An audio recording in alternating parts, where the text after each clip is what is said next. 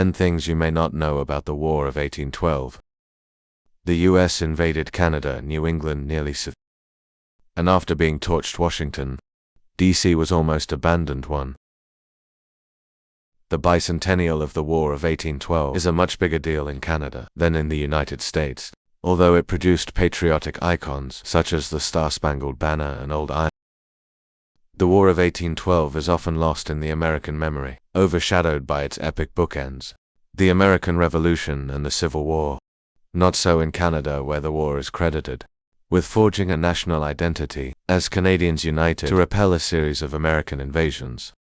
While an ambivalent U.S. Congress declined to even create a national bicentennial commission, the Canadian government committed nearly $30 million to bicentennial events, including dedication of a new national war monument. Two American leaders expected that Canadians would greet them as liberators. Political and military leaders in the United States expected that conquering Canada, a British colony with 1/20th its population and many American-born immigrants, would be, as former President Thomas Jefferson wrote, a mere matter of marching. Indeed, many Americans assumed that Canadians would be eager to join the United States. As U.S. Secretary of War William Eustis declared, "We can take Canada without soldiers. We have only to send officers into the provinces, and the people disaffected toward their own government will rally around our standard, rather than welcoming them with open arms." However, Canadians took up arms to successfully repel the Yankee invaders. 3. The War of 1812 produced its own Paul Revere. Except this folk hero warned the British that the Americans were coming. Born in Massachusetts, and the daughter of a Revolutionary War patriot, Laura Secord might be an unlikely Canadian icon. But on the evening of June 21, 1813, the 37-year-old wife of a Canadian loyalist, soldier and mother of 5, learned of secret American plans to ambush a nearby British outpost. With her wounded husband bedridden, Secret hiked the next day through 20 miles of swamps and forests to warn the British as a result of her trek. The Americans were routed at the Battle of Beaver Dams. For the Star-Spangled Banner was set to the tune of an English drinking song. Following a fierce night of British bombardment, the Baltimore dawn of September 14, 1814, revealed the huge American flag still fluttering over Fort McHenry. In a burst of patriotic pride, lawyer Francis Scott Key penned 4 verses he dubbed "Defense of Fort McHenry Within Weeks."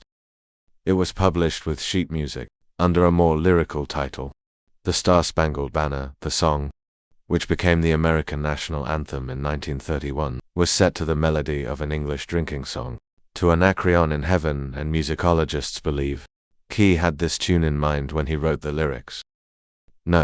5. During the war, New Englanders considered seceding from the United States. The concepts of states' rights, nullification and secession, so associated with the South, were actually first voiced by the North. During the War of 1812, New England fiercely opposed Mr. Madison's war, referring to President James Madison, from the very start, and the region suffocated under British naval blockades. By 1814, the starving citizens of Nantucket pledged neutrality. The Massachusetts governor sent a secret emissary to negotiate a separate peace with the British, and some New Englanders even advocated secession. In the final weeks of 1814, 26 delegates from across New England, meeting behind closed doors at the Hartford Convention, ultimately decided not to call for secession, but they heartily endorsed states' right and nullification. 6. Before the British set Washington, D.C. ablaze, the Americans torched Canada's capital city. Throughout the war, British and American forces were equal opportunity arsonists. More than a year before, British forces incinerated their national capital. American forces in 1813 sacked York, present-day Toronto, the capital of Upper Canada. After an ammunition explosion at a garrison killed 300 Americans, irate US forces responded by burning York's provincial parliament and other public buildings. A British Imperial Lion, looted by the Americans, is still possessed by the U.S. Naval Academy.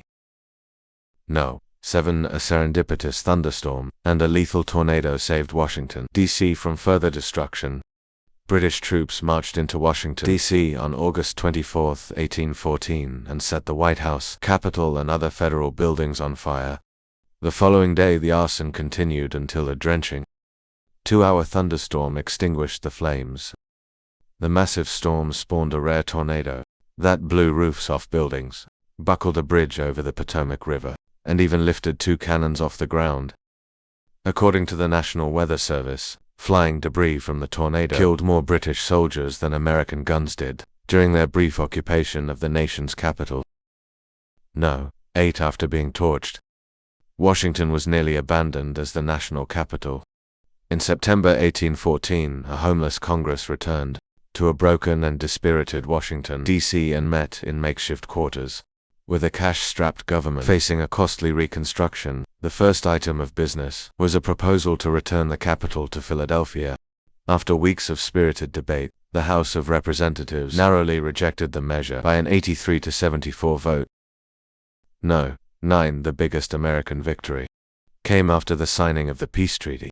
On Christmas Eve 1814, American and British envoys in Ghent, in modern-day Belgium, signed a peace treaty that would end the War of 1812. Once ratified, news of the Treaty of Ghent was still weeks away from arriving in the United States, however, when future President Andrew Jackson spearheaded a decisive victory over the British at the Battle of New Orleans on January 8, 1815. The war didn't officially end, however, until Madison inked his name on the Senate-ratified treaty on February 17, 1815, number 10. It's unclear who, if anyone, won the War of 1812. It is clear, however, who lost in the rematch of the American Revolution. The two sides played to a draw, with the Treaty of Ghent reverting to status quo. Antebellum, little changed for the two sides. But for Native American tribes, many of whom had fought alongside the British to block American expansion, the war left a terrible legacy. With Native Americans weakened, and without the protection of a European power, the war set the stage for American expansion westward in the decades to come.